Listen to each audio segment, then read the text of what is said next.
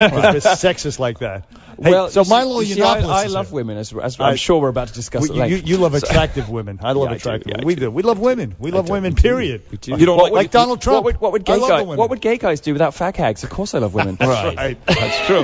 Who'd you hang out with? Exactly. I mean, straight men don't want to. So listen, your latest Milo Yiannopoulos, Breitbart. He writes for Breitbart. He's a gay conservative, is what he is, and a provocateur, self-admitted troll. And he was on this tour. What do you call your tour on college campuses? You can't say it. Can I you? can't. Can I can't. No, I can't. Let me. Please. Let me give you a fag pass. I'm going to give you a I fag can't pass take for the it. hour. You can't. No. Because people are going to get upset. You know what's funny? We went to our boss after you were here last time. He loved you, but I thought you were great. And he said, listen, Milo said it's okay if, in fact, we say that. And he said, okay, then let Milo sign your next check. You see? Oh, my goodness. See, this is the problem with America. This is what I'm for. I exist to fix this problem. Because I want you guys to be able to say fag. I want you guys to be able to say queer and so you should run for pansy. president. Why don't you run for instead of backing Donald Trump and getting in trouble? Why don't you run for president? I wasn't born. I need a new amendment. I need a Milo amendment. If there was a Milo amendment, would you ever really consider running and trying to make real changes? Oh, are you kidding? I'd be the most fabulous president in history. I'd be fantastic. Everybody, do what you want, say what you want, be what you want, read what you want, hang out with whoever you want, dress however you like, speak how you please. I'd be the most popular president in history. Are you kidding me? No, your future is... I'd probably end up nuking Mecca, but but people at home would like me. That's why we want Trump. Raqqa, Mecca, whatever the hell. Listen, you've become more notorious and famous since the last time we saw you, if that's possible. No, that's going to be the case every time we ever meet. Every single time. And the whole thing now is this trolling thing. You got banned from Twitter. You were banned last time you were here for criticizing a movie. For God's sakes, the whole thing. For a bad movie. For a terrible, horrible movie, and you had people attack the lady after you attacked her in the movie. You criticized the movie, and they banned you because of some of your followers, what they said. Right. And you Guilt by association. Astutely pointed out, why should I have to defend myself against what other people say? Then you were on this show, ABC's Nightline, with this homophobe, Terry Moran. You see, this is the thing. This is what I can use now, because they have spent so long trying to convince normal people like us that if you disagree with something that a black woman says, it's because she's black and a woman, and therefore you must be a sexist and racist. And if you disagree with something that a gay person says, it must be because you're a homophobe. Well, two can play that game, sweetheart. That's exactly why I said what I said. I know. Here Milo Yiannopoulos with this guy, Terry Moran, on ABC's Nightline. Homophobe Terry Moran. Time magazine did this big article about trolling. They quoted Milo, and apparently it's a right-wing phenomenon. There's no lefties don't do any trolling. No, of course not. No, that whole Bernie Sanders thing. So, take a listen to this exchange right here. You're going to go after somebody's body? Yeah. To denigrate their ideas? What grade are you in? Seriously? No. Are you a 13-year-old boy? No. Absolutely, I will, and I'll tell you why. Because somebody doesn't have a weight that you think is proper? That's revolting. No, it's not revolting. Yes, it is. No, it's not. I'll tell you what's revolting. What's revolting is the body positivity movement. What's revolting is this idea now that you can tell women that they'll be healthy at any size. Why? Because it tells women that you can be fat and you can be unattractive and you'll be happy anyway. That's a lie. That is a lie. It's a lie. That is a lie. It's a lie. And this comes from, these overweight, self-indulgent, deeply miserable, self-loathing lesbians in... no, I'm serious. Jesus. I'm serious. We know you're serious. I know. It's still funny. That's the problem. No, in the university departments where this stuff starts. And my objection to it is that, these young, vulnerable girls who are arriving, have body image issues, don't know their place in the world, are trying to work out, what they're into, what they want, And do we encourage these people to live good lives, to be disciplined, to respect their bodies, to look good for other people, to be happy and well-adjusted? It's tough. It's tough love to do that. Would be tough love. Well, who's most guilty of that crime of in fact doing that? Lesbians are the most guilty. Well, yes, and it's not a joke actually. I mean, men are visual animals. We like to look at things, which is why you get the sort of in gay culture, for instance, it's very visual. It's all about the the jacked bodies and things because men are visual animals. So we get two men together. All they want to do is like look at each other and then whatever. Right. Women are emotional animals. They look for pleasure and comfort and satisfaction in other sorts of things, And so when you have two women who are attracted to one another, they kind of don't care what each other looks like. And in fact, this is one of the reasons why they have this phenomenon called lesbian bed death. What is that? Well, when two lesbian couples get together after the first sort of 3 to 6 months, they just don't have sex the rest of their lives. They just don't bother because they're not really interested. Yeah, their libidos just evaporate basically. Well, Under those circumstances, it's not difficult to imagine why the almost exclusively lesbian gender studies departments in American universities are starting to pump out this stuff that says, oh, girls, your self-esteem should not be related to what a man thinks of you. Well, yeah, it should. If you want a nice boyfriend, if you want like an attractive, wealthy husband who is as smart as you and is going to make you smile and not cheat on you and be a nice guy. Yeah, it should. And it's not about meeting up to male expectations. It's just about having some self-respect about your bodies. Absolutely. And these kids are getting to universities encouraged to wallow in grievance and victimhood culture in their social justice classes, and then come into contact with these terrifying and horrible professors who are telling them that it's okay to turn themselves into gorgons, and that somehow they'll still be. Well, no, you won't. You'll only be happy looking like something from a 17th century, fairy tale. If you're only interested in sleeping with women, otherwise it's simply not true. And what little light mischievous trolling that I do, about the messages that the media and even companies now. JCPenney did this video. JCPenney put this video out on Twitter saying, healthy at any size. You're not healthy at any size. You are going to die sooner. You're going to die sooner. It's not a joke. You are going to die but they're not, earlier. But the heavier size models, for example, they're not Roseanne Barr. They're just, they may be 50 pounds heavier than what you're used to. They're hardly fat and out of shape and dying. Well, no, but some of the plus size models are kind of edging up against what are in some cases relatively unhealthy skinny models who are too thin. Right, there is such a thing as too thin. Believe it or not, a gay man would say that.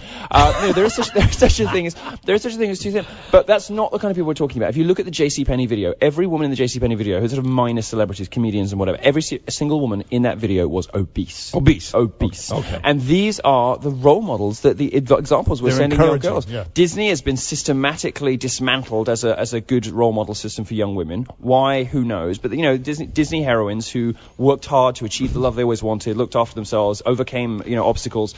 This is essentially conservative libertarian ideals of self-improvement, seeing what you want, working out how to get there, and getting there. Jasmine does that. Ariel does that. Snow White. Sorry, Snow White did it. Snow White for sure. All of these role models. By the way, did you see? So this is a little tangent, but did you see that they have redesigned at Disney World? They have redesigned Jasmine's outfit. I missed that. No. Well, you're looking like you might be excited by this, but you won't be. So Jasmine used to have a really sexy outfit. She used to have this little boob thing and the billowy trousers. And the whole point of her showing a bit of flesh was that she was resisting the conservatism of the Sultan, of her dad, right? That's right. So she was going against this, what we would now recognize as a sort of oppressive, patriarchal Islamic culture. Right. And she was resisting that. She was a modern, strong woman who was going to date whoever she wanted, no matter what social class he came from. Fantastic role model for young girls, in my view, right? Mm-hmm. The costume for Jasmine has been changed at Disney World to cover her up. Oh, boy. To comply with, and this is the words that Disney employees have told me, modesty and safety. Now, safety is a word that corporations use when they just want to do something and don't want to explain the real reason. And modesty, no, I mean, this is regressive. It's for your safety. Give me a break. Oh, I'm so unsafe by seeing a woman's forearm. Please, I mean, just give me a break. It's so patronizing. It's not. They don't even pretend it. They don't even try to pretend that's true. They just say, it's safety. The other thing was modesty. Modesty is an Islamic watchword. Exactly right. It is it's not the modesty. I mean, do you think American society, American culture is getting more modest? Is there some clamor in American society for women to cover up? No. There is a sensitivity to the feelings of Muslims. But why as a result, Jasmine's being covered up at Why is Disney that, World. Milo? Why is that? Why is it that the left that encourages immodesty traditionally is so when it comes to Islamic the Islamic religion and burkinis and all that stuff, they defend it to the death. I mean, what's the deal with that? Well, I don't think it's as simple as they're afraid of being blown up. I think it's more complicated than that. I've thought a lot about this. I think the analysis that Islam has of the West is very similar to the analysis that Black Lives Matter, modern radical feminism, and the progressive left has of the West. They hate all the same things about America. Mm-hmm. They hate modern, democratic, liberal Western capitalism. They hate the supposed, white het patriarchy. All of the things that modern social justice warriors and progressives hate about America, Muslims do too. So the enemy of my enemy is my friend. Right. So in the Cold War, you had the progressives that the Soviet Union was calling useful idiots. Well, today, for ISIS, the useful idiots are in university departments in America, undermining the principles that made America strong and brilliant, and weakening, the First and Second Amendments. These are ISIS's useful idiots. I see. So it corresponds to their goals. See, my thing is, I have no issue, and you're not going to like this, Milo, with women in bikinis. I don't like to see men in bikinis. I don't like when men go to the beach and they wear these little, no. Plastic bathing suits. I agree. I think it's you do? You think it's gross, right? No, I mean, you think something you don't know about me because you don't know each other that well. I really don't like other gay people very much, and they don't. No, but these are straight guys too. I don't know, but that sort of preening, over waxed, tweezed, plucked, posing pouch. Well, you don't like that? Budgie smuggle. No, God, it's horrible. It's horrible. I like gentlemen to be gentlemen. So the upshot of our conversation that we just had, we're going to break in a moment, is body shaming is actually constructive. Of course, fat shaming works. If your wife tells you you're getting fat and she doesn't want to have sex with you, what do? You stop eating. Of course it works. Because she loves you, right? Of course it works. Exactly right. Now, and the no point wonder you like Trump. I mean, you're consistent. I got to give you that you're consistent because Donald Trump is the type of guy that would he has, in fact, body shame people his whole life. Of course. And you find that to be charming and appealing, don't you? Of course I do. Because you don't have any daughters. Because you don't have any daughters. No. Because if I had daughters, I would make sure they were thin and gorgeous. And if I had sons, I'd make sure they were athletic and smart and they got sports scholarships. Because I want the best for my children, and I don't want them to indulge in this victimhood, grievance, egotistical view of the world that says that the rest of the world has to warp itself around me. No, the world is as it is. We don't live in a utopia, and if you want your children to be healthy, happy, and successful, they have to go do certain things, like look after themselves, work hard at school, all this kind of stuff. Great advice. Now, this is going to come as a surprise to our listeners and your fans. Milo is a huge fan of Amy Schumer and Lena Dunham. He's going to tell us all about that right after this break. Stop it. Now, this is better. This is Jane's Addiction. Dave Navarro, he was on with us. I'm just being heckled in a different way. No, I don't know what you're alluding to now. This is. I don't know what's going on. This guy was on with us last week. The guitarist Dave Navarro from this band. Oh, really? He's cool. He was an asshole. Oh, he was an asshole. Terrible. Oh, I'm sorry. A jerk. Oh, I always thought he was cool. So anyway, we're here on the Bernie and Sid Show with the fabulous self-admitted troll Milo Yiannopoulos. He writes for Breitbart. He has a podcast on Breitbart. It was just banned from Twitter, by the way. As they did. Milo they himself did. They're such monsters. They are. They're animals. They're such monsters. They banned your podcast too? Yeah. So they came the Twitter feed. It literally just tweets links to the show. That's it, and that's too much for them. So let me ask you this: you're on a ship, right? And Amy Schumer, Lena Dunham, and Glenn Beck are all swept overboard. You have one lifesaver. Who do you throw it to? Oh no, I just kill them all. No, there isn't enough rope in the world to save Amy Schumer. So she's out. No, I think they've all got to go. Really? Okay, now you got into this big fight with Glenn Beck, who's totally lost his mind. He's a psycho. He's a lunatic. He really is. I mean, he's this guy. He got 1 million people to his rally once. I mean, could I get 1 million people to put Cheetos on their face to mock him? No, because no one cares about Glenn Beck anymore. He's just such a crazy person, and he does this thing. If you're a Glenn Beck fan and you're out there and you're thinking, yeah, this one's gone a bit off the boil, I would advise you to just observe something that he does. When he doesn't have an argument, but he wants to get at you for something, he will start this pious, holier-than-thou sort of Christian values, kindness, compassion kind of routine. And it is a routine. There's a reason that Glenn Beck came for me and said, oh, Milo, you're a 13-year-old, you're becoming the bullies you hate, blah, blah, blah. Total garbage, of course. There's a reason he did it, and that's because a couple of days previously, I leaked on my Facebook page that the Blaze was seeking a particular kind of loan that is only used immediately prior to bankruptcy. It's only used when you've exhausted all other options, which means the company but effectively has a couple of weeks left unless it can get bridge financing. Which is true. Or unless... I know that for a fact. It sucks. Right, unless it can get bridge financing or unless, somebody buys it. It's a loan that's often used as a last-ditch attempt to keep the company alive while you're looking for, to do a fire sale. And nobody knew this, and I knew from my friend who worked at the investment bank that was doing it.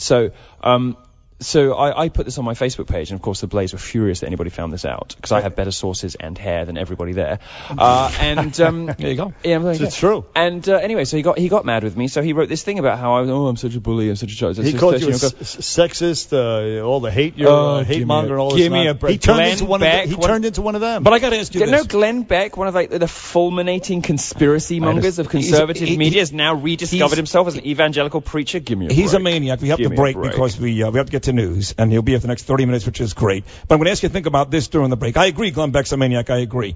But you seem to think anybody who doesn't like Donald Trump or anybody who's against what you believe is a maniac. So what I want you to do is... No, that's I want not you, true. Then when that's we get, not true. You're lovely. I think you're lovely. Well, you hate Donald Trump. I'm the one guy. Oh, okay. Fine. When we get back from break, give me somebody who is anti-Donald Trump that you still respect, okay? Is that fair? Easy. And then we want to ask you about the Hillary's alt-right speech. You are the personification of the alt-right movement. She came for me. She read out my headlines. It was so exciting. We're going to ask you about that. And we're going to That's like $3 million in advertising. Thanks, babe. We have some questions about the gay culture that we want you to be frank with us about. Yes. We're ignorant, and we want to talk to you about it. We even want to try some stuff, if that's okay with you. Bernard's ready to go. We're going to roll you wore your skinny jeans for me today, didn't you? I noticed.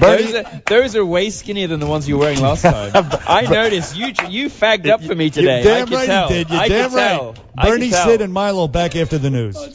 So I got to tell you, you'd never know until he talked, obviously, that Milo was gay. Just when he walks in, you wouldn't know. He's got it. People meet me and have conversations with me. They do not know him. They don't know. You're a good-looking kid. You're dressed impeccably today until I just dropped my pen.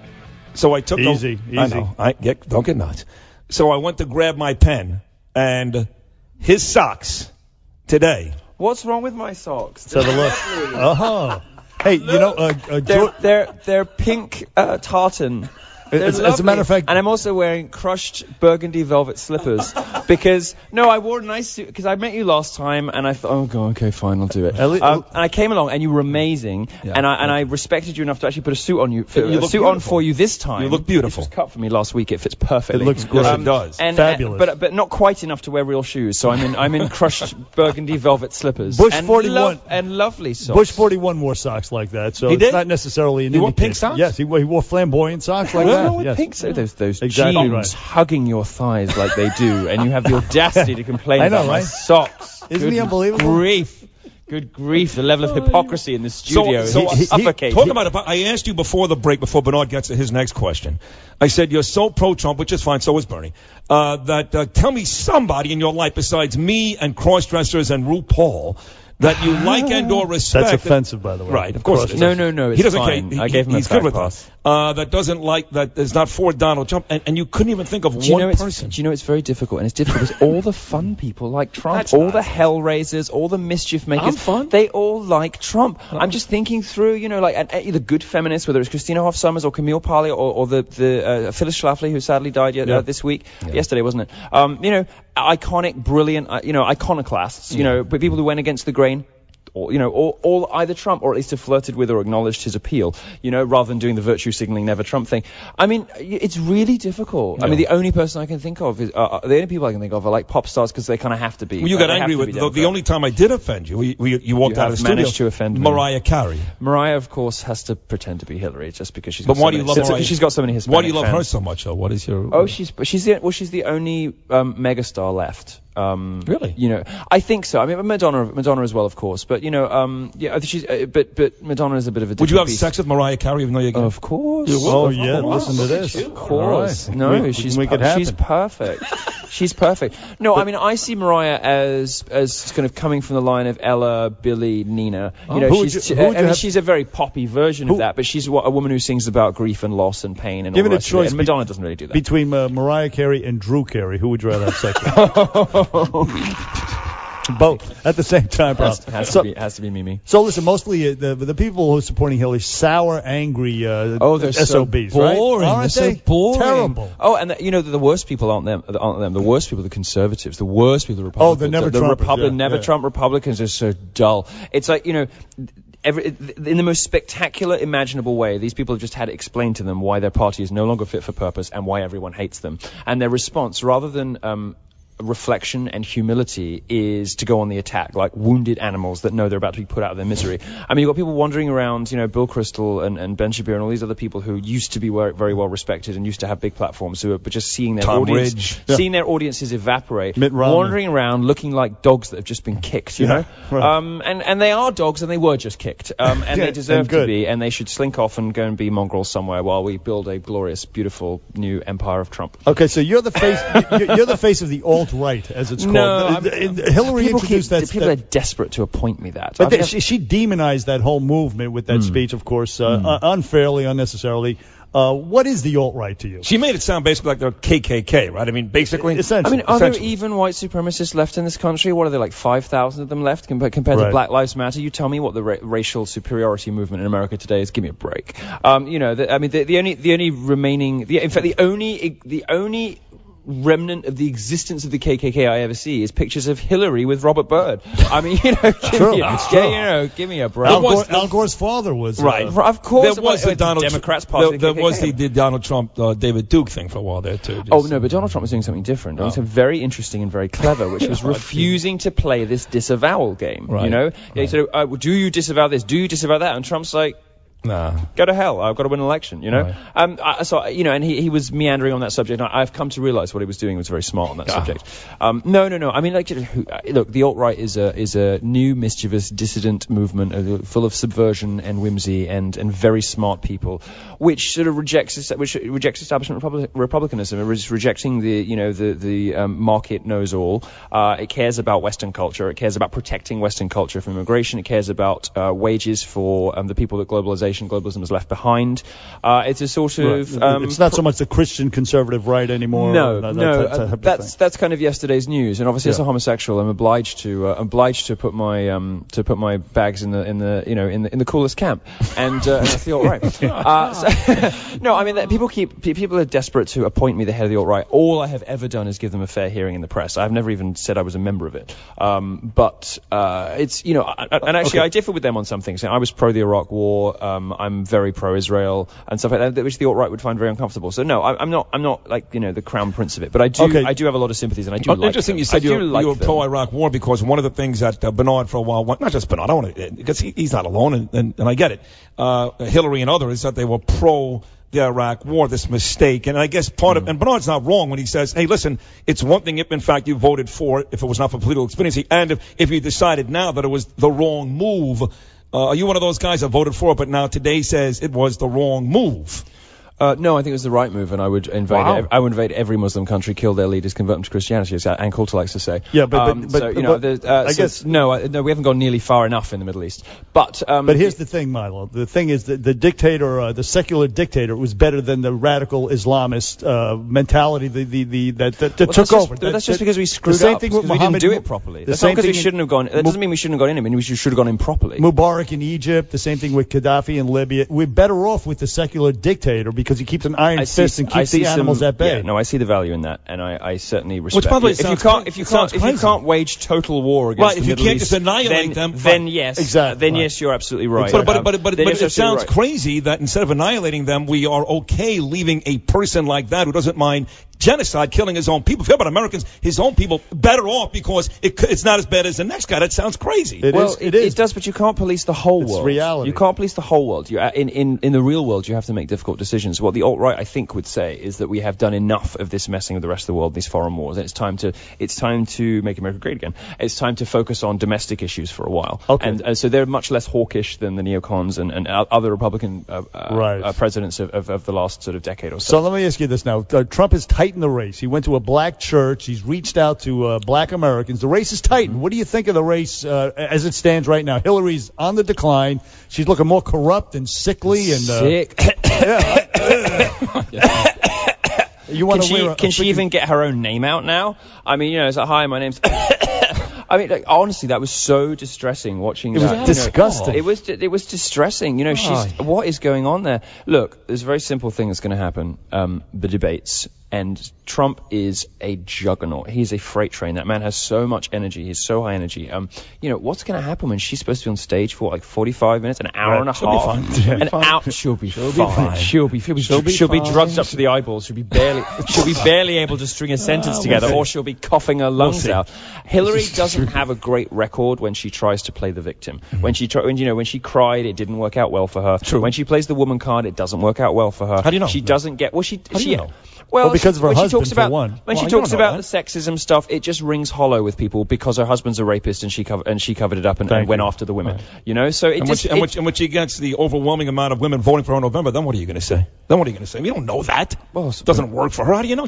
We have no election yet. Well, I think we know from her because she doesn't get... Trump does better with married women than Hillary Clinton, by the way. Of course, because interestingly, for an engine of chaos, he is supporting... you don't agree with that, did you? That's not... No, that's a fact. Excuse me, that's better with any class of women than Hillary Clinton. Not married, not married, not... No, it's not. Yes, it is. No, it's not. There are no facts until November. There are no facts until November. It would not surprise me if Trump was doing well with married women, because married women always go very conservative in their voting and always go protectionist. I'm married to a woman who wouldn't vote for Donald Trump if he was the last man on this planet. Well, nobody's perfect. Now we know where your opinions are coming from. Exactly. It's the skinny jeans. Did she pick them out for you? Yeah. Did she pick them out? She doesn't want any more kids. Did she pick out the shirt? Yeah, she doesn't want any more children. I think you pointed that out last time. She doesn't want to continue this bloodline. Right. So children are weak and will not survive the winter. We want to, speaking of marriage, we want to talk about the gay relationship. But first, Colin Kaepernick. Quickly, your thoughts on Colin Kaepernick and what he did? Oh God, I'm so tired of all this forget it. Let's skip stuff. It's so boring. Do you watch football? I'm curious because the misconception is because you're gay, you don't care about. Well, football, only if I'm horny, but okay. No, sometimes the internet's being flaky. So let us cut to the chase. I want to ask you some penetrating questions right here. See what he did there? About it did not pass unnoticed. Gay culture right here. Now, this is what we want to talk about. Last time you were here, you said you wouldn't mind being in prison, locked in a room with 30 guys. Oh, can you imagine? It's my life mission to have sex with someone on death row. Here is the question. I want someone's hands around me that have killed someone. I want hands on my throat that have suffocated someone. Right? Can you imagine anything hotter than that? No. Oh, my goodness. I could, but that's another thing. I want to convince some TV producer to make a show where I just go on death row, and I'm going to convince them that the idea is I meet these people who are like on death row for murder, and it kind of like liberalizes me, and I suddenly realize and all the rest of it. No, I'm going to go. I still want him on the chair, but I do want him. I do want him first. If you call the guys in Miami, those king guys, and want to do death row porn, I guarantee you'll get a gig. I guarantee you. God. What do they got to lose? I'll see you in December. Death row. Okay. I might need to be excused from the next segment. I'm sorry, you're going to ask me some questions. We have our colleague here, it's Justin. He's a producer. He's gay, and we were talking to him about the gay lifestyle. About come, let me look at you. Take a look. Come over here. Do the twirl. He's a cute kid. I want to examine you. Look at him. Look, he's adorable. What a pretty little thing. You like him, right? No. He's not old enough or black enough for me. But here's the question now: do guys, in other words, in the relationship, guys who give it and take it. I mean, are you incompatible with two guys who take it? Are you two guys incompatible with each other? This is one of the reasons I sleep with black guys, because white guys always think I'm a top, or white guys always think I want to be the daddy because I've got a very overbearing personality. So you're not. And I don't. No, when I get home, I just want someone to take command. Right. Sure. If every time I go home with a white guy, they're always kind of like, the body language changes. They start to kind of like get coquettish, and their head sort of tilts to one side. And I'm like, oh God, I've realized what I've just got myself into. This is going to be an hour of torture. So this is not what I'm in the game for. Establish that when you're discussing it over drinks? I mean, I like this and you like that, so... I think it becomes clear through sort of body language and things, but if you don't take the time enough to make absolutely sure, then it can get See, I would think, Milo, that you do both. Like, you may take it in the beginning. Some people, if it's a long, 2 hours of sex, you would do both, right? I mean, wouldn't you, right? Take it, give it? No. I'm sure that some people do that. But you don't do I that. happen to have a preference. So you don't... Which is what? Now, put it on the table. I mean, not literally. Just tell us. Tell us what it is. He takes it. You like to take it. Like a champ. I like a champ, yes. Biting the pillow you advertised so brilliantly earlier. You want to bite the pillow in a prison cell with 30. I mean, I've just told you I want hands around my throat, and you're asking me whether I'm a top or a bottom. Are you kidding me? Are you kidding me? I want to get throttled while I do. Look how great this is. Right now we've got Justin. He likes to give it. You like to take it. No. Justin doesn't like to take it. I don't believe that for a second. So they're look not. at him. They're not. Even though they're gay, they're not compatible. Because we've got Danny Mulkin here with the camera. We could have had a great scene just now. Hey, no, look at him. There's no way he's giving it to anyone.